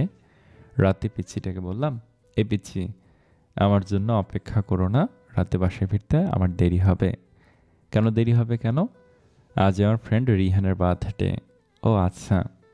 মুখে বলছে আসছে, কিন্তু আমি জানি পিচ্চিটা ঠিকই আমার জন্য না খেয়ে বসে থাকবে। রিহান বার্থডে পার্টিটা শুধু আমরা 3জনকে নিয়েই যাচ্ছে, আমি, রাকিব আর আবির। কেক কাটা শেষে রিহানকে নিয়ে কয়েকটা সেলফি তুলে ফেসবুকে আপলোড দিলাম। তারপর কিছু খাবার খেয়ে আমি ওদের থেকে বিদায় নিয়ে চলে আসছিলাম। তখনই আমাকে রিহান আটকালো। কিরে, কোথায় যাচ্ছিস? আসল পার্টিটাই তো হলো না, বলে একটা ব্যাগ থেকে 3টা বোতল বের করলো। কিরে, এসব কিসের বোতল? এগুলো মদের বোতল। সি, সরা এখান থেকে, আমি এগুলো খাই না। তোরা জানিস না আমি এগুলো খাই না? জানি, তবু আজ খেতে হবে। আমাকে জোরাজুরি করতে লাগলো। শেষ পর্যন্ত ওদের জোরাজুরিতে বাধ্য হয়ে নাক টিপে হাফ গ্লাস খেলাম। হাফ গ্লাস খাওয়ার পরে আমার নেশা ধরে গেল। আমার আরও খেতে ইচ্ছে করতেছে। আমার পাশে এক বোতল রাখা ছিল। বোতলটার মুখ খুলে ঢকঢক করে বোতলের অর্ধেক শেষ করতে আবির আমার হাত থেকে বোতলটা কেড়ে নিল। এই নিয়ান, কি করছিস? আবিরও আমার মতো এইসব খায় না। রাকিব আর রিহান অনেক জোরাজুরির পরেও আবির খায় নাই। চল বাড়ি যাবি। আবির আমাকে বাইকে করে বাড়িতে নিয়ে আসলো। আমাকে ঘরের সামনে পৌঁছে দিয়ে আবির চলে গেল। আমার কাছে ঘরের দ্বিতীয় চাবি ছিল, সেটা দিয়েই আমি ঘরে ঢুকলাম। মাথা ঘুরছে, হাঁটতে পারছি না, কষ্ট করে রুমে আসলাম। দরজা ধাক্কা দিতেই খুলে গেল। পিচ্চিটা বিছানাতেই বসা ছিল, আমাকে দেখে উঠে এসে বলল, এতক্ষণে আসলে? আমি কিছু বললাম না। পিচ্চিটার দিকে ঘোর লাগা চোখে তাকিয়ে রইলাম। আজ পিচ্চিটাকে দেখে আমার ভিতরে কীরকম যেন একটা উত্তেজনা ফিল করছে। আমি পিচ্চিটাকে বললাম, এই, তুই আমার বউ না? আয় আমার কাছে আয়। কি? তোর মুখ থেকে কিসের ওকে বলতে না দিয়ে ওর ঠোঁটে আমার ঠোঁট লাগিয়ে দিলাম। তারপর পিচ্চিটার ঠোঁট ছেড়ে দিয়ে পিচ্চিটাকে ধাক্কা দিয়ে বিছানায় ফেলে দিলাম। সকালে ঘুম থেকে উঠে বিছানাতে বসলাম, মাথাটা ঝিমঝিম করছে। হঠাৎ আমার খেয়াল হলো আমার শরীরে কোনো কাপড় নেই। কাপড় নেই বলতে একটা সুতাও নেই, শুধু পাতলা একটা চাদর দিয়ে সারা শরীর ঢাকা। কালো রাতের কথা মনে পড়তে আমি চমকে উঠলাম। শিট, এটা আমি কি করলাম বলে বিছানাতে একটা ঘুষি দিলাম। আমার প্রায় কান্না চলে আসছে। পাশে তাকিয়ে দেখলাম পিচ্চিটা আছে নাকি। না, পিচ্চিটা নাই। পিচ্চিটাকে দেখলাম গোসল করে চুল মুছতে মুছতে বাথরুম থেকে বেরিয়ে আসছে। লজ্জায় আমার দিকে তাকাতে পারছে না। আমি মাথা নিচু করে আমাকে বলল, বাথরুমে গরম পানি রাখা আছে, গোসল করে নাও, বলে রুম থেকে বেরিয়ে গেল। আমি রেডি হয়ে ঘর থেকে বেরিয়ে গেলাম। ফিরে এসে পিচ্চিটাকে খুঁজতে লাগলাম। রান্নাঘরে গিয়ে দেখলাম আম্মুর সাথে রান্না করছে। আমি বললাম, এই দিয়া, রুমে আসো। আম্মু আব্বুর সামনে পিচ্চিটাকে নাম ধরে ডাকি। পিচ্চিটা রুমে এসে বলল, কিছু বলবে? এটা খেয়ে নাও। কিসের ওষুধ এটা? এটা পিল। পিল শব্দটা শুনে পিচ্চিটা আমার থেকে কয়েক পা পিছিয়ে গেল। মুখটা মলিন করে আমার দিকে হাঁ করে তাকিয়ে রইল। আমি বললাম, সরি, প্লিজ আমাকে মাফ করে দিও। রাতে যে কি হয়েছিল আমার, সত্যি বলছি, তখন আমার কোনো হুঁশ জ্ঞান ছিল না। পিচ্চিটা কোনো কথা বলছে না, শুধু চোখ দিয়ে অনর্গল পানি ঝরে যাচ্ছে। আমি বললাম, প্লিজ কেঁদো না, তুমি কাঁদলে আমি নিজেকে কোনোদিন ক্ষমা করতে পারবো না। প্লিজ পিলটা খেয়ে নিও বলে আমি রুম থেকে বেরিয়ে আসলাম। দিয়ার কথায় আসি। দিয়া সেখানে স্তব্ধ হয়ে কিছুক্ষণ দাঁড়িয়ে রইল, তারপর দৌড়ে বাথরুমে ঢুকে গেল। বাথরুমে ঢুকে শাওয়ার ছেড়ে শাওয়ার নিচে বসে হাউমাউ করে চিৎকার করে কান্না করতে লাগলো। এখন দিয়ে যত জোরেই কান্না করুক না কেন, সেই কান্নার আওয়াজ বাইরে যাবে না। তার ইচ্ছা মতো চিৎকার করে কান্না করতে লাগলো।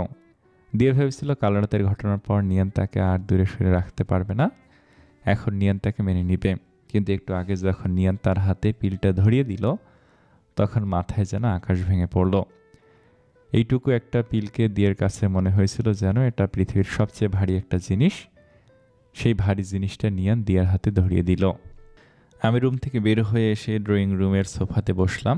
মনে মনে ভাবতে লাগলাম, আমি কি মেয়েটার সাথে একটু বেশি অপরাধ করে ফেলেছি? আমি যদি মেয়েটাকে স্ত্রী হিসেবে নাই মানতে পারি, তাহলে কেন আমি মেয়েটার সতীত্ব নষ্ট করলাম? নিজেকে নিজের কাছে অনেক অপরাধ বোধ হচ্ছে। মনে হচ্ছে যেন আমি এই পৃথিবীর সবচেয়ে বড় অপরাধী। মেয়েটির জন্য অনেক মায়া হচ্ছে। পিচ্চিটা আর আমার ডিভোর্স পেপার আসতে আর মাত্র 4 দিন বাকি। পিচ্চিটা এখন আমার সাথে আগের মতো কথা বলে না, আগের মতো পাগলামি করে না। কিছু জিজ্ঞেস করলে শুধু সেটার উত্তর দেয়। উত্তর দেওয়ার ধরন এমন, হ্যাঁ, না, ঠিক আছে। এর চেয়ে বেশি পিচ্চিটা আমার সাথে একটা কথা বলে না। এখন কলেজে আমাকে ছাড়ে একা একাই চলে যায়। আমি বলেছিলাম আমার সাথে যেতে, কিন্তু পিচ্চিটা বলে সে নাকি একাই যেতে পারবে। আমি পিচ্চিটার সেই পাগলামিগুলো অনেক মিস করি। পিচ্চিটার কিছু হলে একটুতেই কেঁদে ফেলা, আমাকে বারবার আব্বুর ভয় দেখানো, এগুলো অনেক মিস করি। আজ যে বন্ধুদের সাথে কিছুক্ষণ আড্ডা দেওয়ার পর চলে আসলাম পিচ্চিটার কলেজের সামনে। কিছুক্ষণ পর পিচ্চিটা বেরিয়ে আসলাম। আমি পিচ্চিটাকে বললাম, বাইকে ওঠো। পিচ্চিটা কিছু না বলে আমাকে পাশ কাটিয়ে একটা রিক্সাতে উঠে গেল। আমি পিচ্চিটার কাণ্ড দেখে বোকা বনে গেলাম। যে মেয়েটা আমার বাইকের পেছনে উঠতে সবসময় পাগল হয়ে থাকতো, সেই মেয়ে আজ আমার সামনে দিয়ে একটা রিক্সাতে উঠলো। আমার কেন জানি বুকের ভেতরটায় অনেক কষ্ট ফিল হচ্ছে। আমার এরকম কষ্ট হচ্ছে কেন? তাহলে কি আমি মেয়েটাকে ভালোবেসে ফেলেছি? সত্যি কি আমি মেয়েটাকে ভালোবেসে ফেলেছি? নিজেকে প্রশ্ন করতে লাগলাম। সেখানে আর দাঁড়িয়ে না থেকে বাড়িতে চলে আসলাম। রুমে ঢুকে দেখলাম মেয়েটা গোসল করে বাথরুম থেকে বের হচ্ছে আর টাওয়াল নিয়ে চুল মুছছে। আজ কেন জানি আমার কাছে মেয়েটাকে অন্যরকম লাগছে। বারবার পিচ্চিটার দিকে চোখ যাচ্ছে। পিচ্চিটার মুখটা আজ এত ফ্যাকাশে লাগছে কেন? অনেকক্ষণ ধরে দেখছি পিচ্চিটা মনমরা হয়ে কি যেন ভাবছে। পিচ্চিটা আনার সামনে দাঁড়িয়েছিল। আমি বললাম, তোমার কি কিছু হয়েছে? মেয়েটা আমার কথায় পিছন ঘুরে আমার দিকে কিছুক্ষণ প্রশ্নবোধক দৃষ্টিতে তাকিয়ে রইল। তারপর মলিন মুখটা করে শুধু একটা শব্দ বলল, না। মেয়েটা রুম থেকে বেরিয়ে গেল। আমি বুঝলাম না মেয়েটা আমার দিকে এরকমভাবে তাকালো কেন। মেয়েটা কি চোখের ভাষা দিয়ে আমাকে কিছু বোঝাইতে চাইছিল? রাত 10:30। আমি আগে খাবার শেষ করে রুমে এসে মেয়েটার জন্য অপেক্ষা করছিলাম। মেয়েটা এতক্ষণ ধরে আসছে না কেন? আমি রুম থেকে বের হয়ে মেয়েটাকে ডাকতে লাগলাম, দিয়া, এই দিয়া। মেয়েটা বলল, আসছি।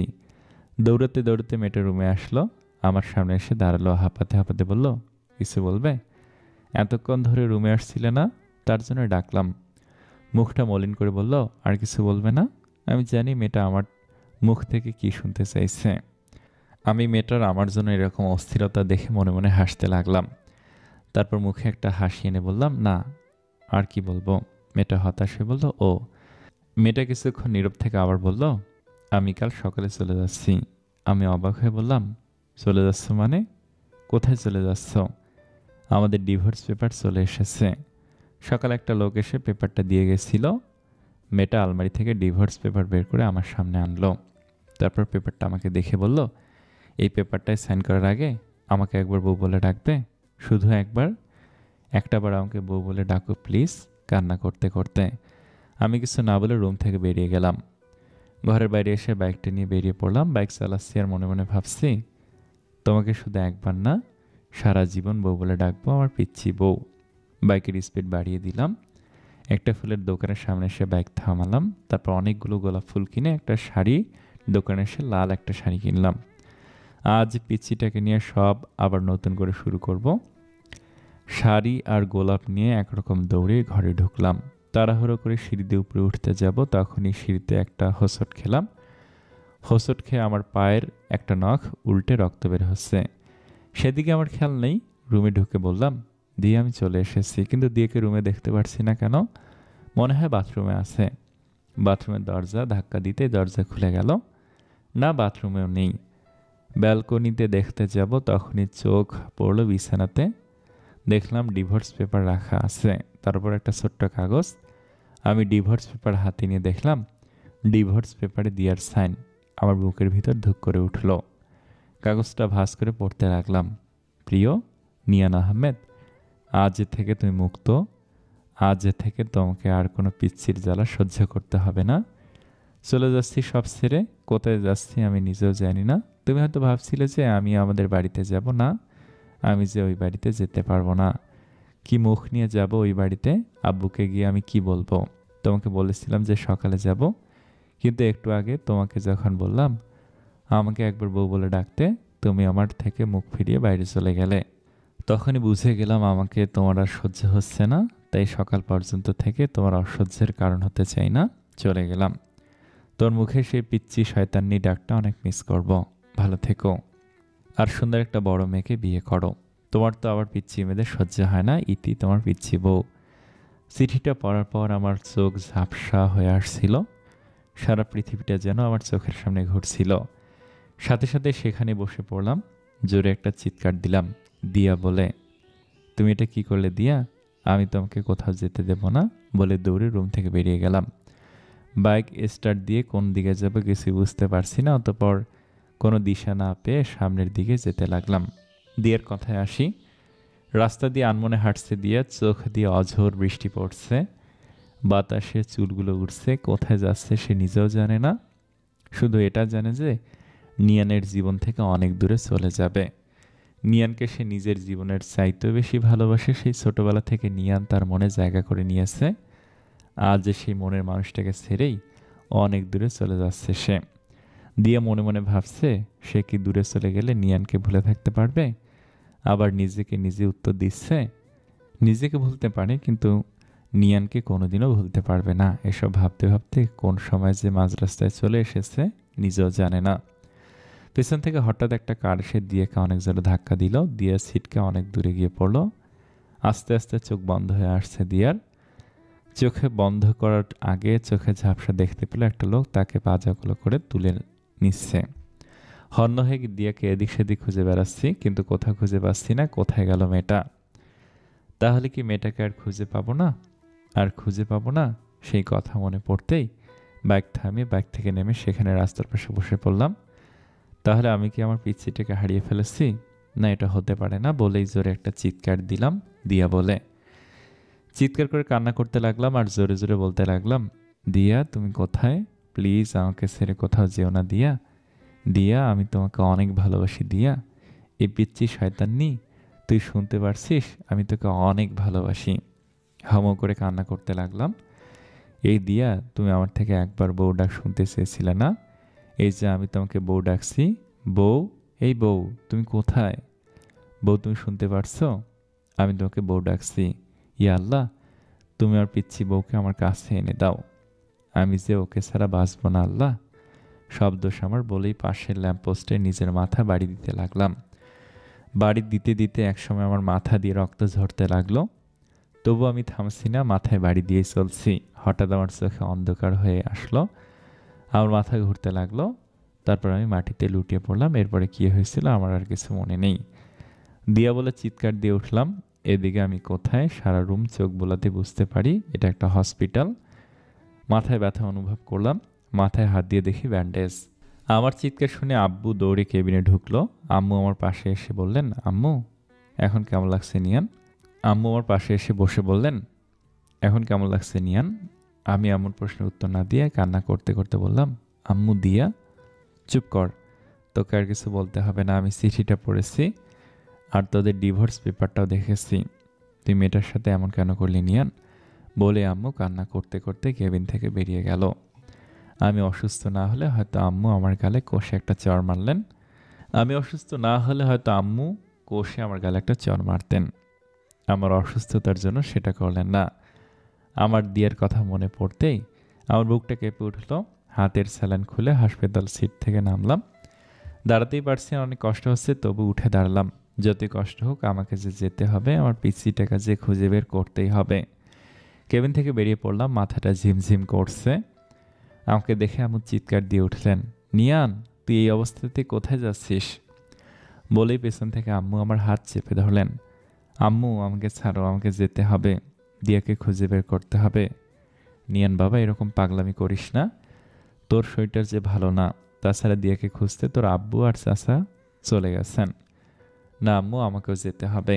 বলে এক ঝটকায় আম্মুর থেকে আমার হাতটা ছাড়িয়ে দৌড়ে যেতে লাগলাম। কিছুটা যেতেই মাথাটা ঘুরতে লাগলো, আর যেতে পারলাম না, সেখানে মাথা ঘুরে পড়ে গেলাম। এদিকে আজ 3 দিন পর দিয়ার জ্ঞান ফিরল। দিয়ার চোখ খুলতেই নিজেকে একটা হাসপাতালে আবিষ্কার করলো। পাশে লক্ষ্য করে দেখে নিয়ানের বয়সী একটা ছেলে বসে আছে। দিয়া বলল, আমি কোথায় আর এখানে কিভাবে আসলাম? দিয়াকে উঠতে দেখে ছেলেটা বলল, আপনার এখন কেমন লাগছে? ভালো, কিন্তু আমি এখানে কেন?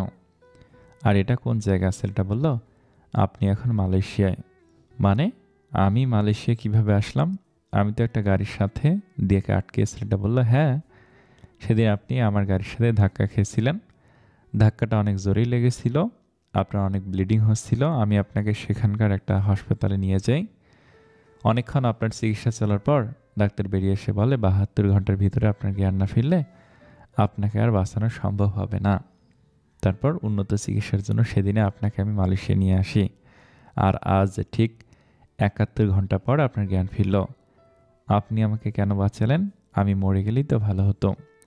আমার সামনে একজন মানুষ মারা যাবে আর আমি সেটা চেয়ে চেয়ে দেখব? তাও আবার আমার গাড়ির সাথে অ্যাক্সিডেন্ট হয়েছে। আচ্ছা, আপনি সেদিন মাঝ রাস্তা দিয়ে হাঁটছিলেন কেন? আমি মরে গেলে ভালো হতো, এটা কেন বলছেন? দিয়া নিয়ানের সাথে ঘটে যাওয়ার সব ঘটনাই ছেলেটাকে বলল। সব বলার পর ছেলেটার দিকে তাকাতেই দেখলো ছেলেটার চোখে পানি।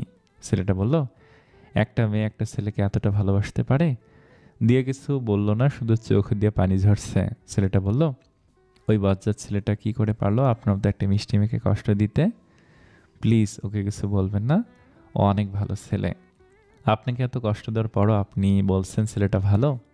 আমি যে ওকে আমার জীবনের চাইতে বেশি ভালোবাসি। তাই ও যতই খারাপ হোক আর আমাকে যতই কষ্ট দেখ না কেন, আমার কাছেও ভালোই থাকবে। সত্যি আপনার তুলনা হয় না। যেই ছেলেটা আপনাকে এত অবহেলা কষ্ট দিল আর আপনি তাকেই ভালো বলছেন। আচ্ছা, আপনার নামটাই তো জানা হলো না। আমি দিয়া, আর আমি আরিয়ান চৌধুরী। আমি হলাম এই চৌধুরী সাহেবের মা।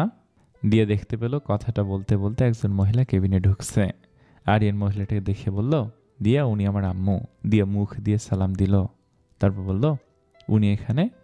আমরা এখানে এই মালয়েশিয়াতেই থাকি। আরিয়ানের আম্মু বললেন, এখন কেমন লাগছে মা? জি আন্টি, ভালো। আমাকে আন্টি না মা বলে ডেকো। জানো, কালকে যখন তোমাকে আমি প্রথম দেখি তখনই আমার মায়ের কথা মনে পড়ে যায়। তোমাকে দেখতে হুবাহু আমার মায়ের মতো। কথাগুলো বলে শেষ করে চোখের পানি মুছলেন।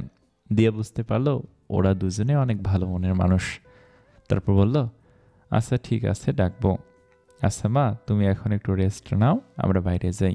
বলে ওরা চলে গেল। আরিয়ান চৌধুরীর পরিচয়টা একটু ভালো করে দেই। আরিয়ান চৌধুরী অনেক বড় একজন বিজনেসম্যান। বিজনেসটা ওর বাবারই, কিন্তু 2 বছর আগে ওর বাবা মারা যাওয়াতে বিজনেসটাই ওকেই সামলাতে হচ্ছে। বাংলাদেশ আর মালয়েশিয়া মিলে 3টে কোম্পানি আছে ওদের। তাই আরিয়ান চৌধুরী মালয়েশিয়ায় পরিবার নিয়ে থাকে। পরিবার বলতে ওর মা আর ছোট্ট একটা বোনকে নিয়ে তার পরিবার। 7 দিন পর আজ দিয়াকে হাসপাতাল থেকে বাড়িতে যাওয়ার অনুমতি দিয়েছে। কিন্তু দিয়া ভাবতে লাগলো, তার তো কোনো বাড়ি নেই, সে এখন কোথায় যাবে? এসব ভাবছিল তখনই আরিয়ান চৌধুরী ও তার মা ঢুকলো। আরিয়ান বলল, চলেন, আজ আপনাকে হাসপাতাল থেকে ছেড়ে দিয়েছে। কিন্তু আমি কোথায় যাব? আরিয়ান অবাক হয়ে বলল, কোথায় যাবে মানে? আমাদের বাড়িতে যাবে। কিন্তু আমি আপনাদের বাড়িতে কোন পরিচয়ে যাব? আমার তেমন কোনো পরিচয় নেই। আরিয়ানের আম্মু বলল, আমাদের বাড়িতে যেতে তোমার কোনো পরিচয় লাগবে না। আরিয়ান বলল, আম্মু, উনি যখন পরিচয় চাইছেন তাহলে ওনাকে একটা পরিচয় দিলে সমস্যা কোথায়? কি পরিচয় দিবি তুই ওকে? আমার বউয়ের পরিচয়। দিয়ে অবাক হয়ে বলল, মানে? আরে আরে, আপনি এত ভয় পাবেন না। আমি আপনাকে সত্যিকারের বউ হতে বলছি না, শুধু আপনার পরিচয়টা হবে আপনি আমার বউ। কিন্তু? আর কোনো কিন্তু না, আর কোনো কিন্তু না, এবার বাড়িতে চলুন। এদিকে আমি হাসপাতাল থেকে বাড়িতে এসে পাগলের মতো হয়ে গেলাম। প্রত্যেক দিন দিয়াকে খুঁজতে বের হই, কিন্তু কোথাও খুঁজে পাই না। সারা বাংলাদেশের অলিগলি সব খুঁজলাম, কিন্তু কোথাও খুঁজে পেলাম না। এভাবে প্রত্যেক দিন মেয়েটাকে পাগলের মতো খুঁজে বেড়াই। যে মেয়েটাকে আমি সহ্যই করতে পারতাম না, আজ যে সেই মেয়ের জন্যই প্রত্যেক রাত কান্না করে বালিশ ভিজাই। এভাবে দিয়ার অপেক্ষায় কেটে গেল অনেক নির্ঘুম রাত। কেটে গেল ৫-৫টা বছর। এর মধ্যে দিয়ার কথা প্রায় সবাই ভুলেই গেছে। সবাই বলছে দিয়া নাকি আর ফিরে আসবে না, ও নাকি মারা গেছে। চাচা চাচি অনেক কষ্ট করে হলেও সেটা মেনে নিয়েছেন, কিন্তু আমি এখনও দিয়ার পথ হচ্ছে বসে আছি। আমার বিশ্বাস দিয়া একদিন না একদিন ফিরে আসবেই। এর মধ্যে আব্বু আম্মু অনেকবার বলেছেন যে বিয়ে করে নতুন করে জীবন শুরু করতে, কিন্তু আমি ওদের বারবার বলে দিচ্ছি যে দিয়ার অপেক্ষায় সারা জীবন পার করে দিতে পারবো। আজ আব্বু হঠাৎ রুমে এসে বললেন, তুই কি এভাবে জীবনটা শেষ করে দিবি? তোর কি মনে হয় মেয়েটা এখনো বেঁচে আছে? আর বেঁচে থাকলেও কি তোর জন্য বসে আছে নাকি? বেঁচে থাকলেও হয়তো কারোর সাথে বিয়ে সংসার করছে। আব্বু প্লিজ, তোকে আমি 2টা অপশন দিচ্ছি, বিয়ে কর নয়তো চাকরি বাকরি কিছু একটা করে জীবনটা নতুন করে শুরু কর। কিছুক্ষণ চুপ থেকে বললাম, ওকে আব্বু, আমি চাকরি করব। আব্বু একটা স্বস্তির নিঃশ্বাস ফেলে চলে গেলেন। পরের দিন আমি একটা চাকরির ইন্টারভিউ দিতে চাই। ইন্টারভিউ দেওয়ার পর আমাকে কিছুক্ষণের জন্য ওয়েটিংয়ে রাখে। আমাকে কিছুক্ষণ পর আবার আমাকে ডাকে, আমাকে বলে, কংগ্রাচুলেশন, আপনার চাকরি হয়ে গেছে, কিন্তু সেটা মালয়েশিয়ায়। আপনার সব রেজাল্ট ভালো দেখে আমরা আপনাদের আরেকটা কোম্পানিতে ট্রান্সফার করে দেই। মালয়েশিয়ার কথা শুনে কেন জানি আমি হ্যাঁ বলে দেই। আমার কেন জানি মনে হচ্ছে মালয়েশিয়ায় কিছু একটা আছে।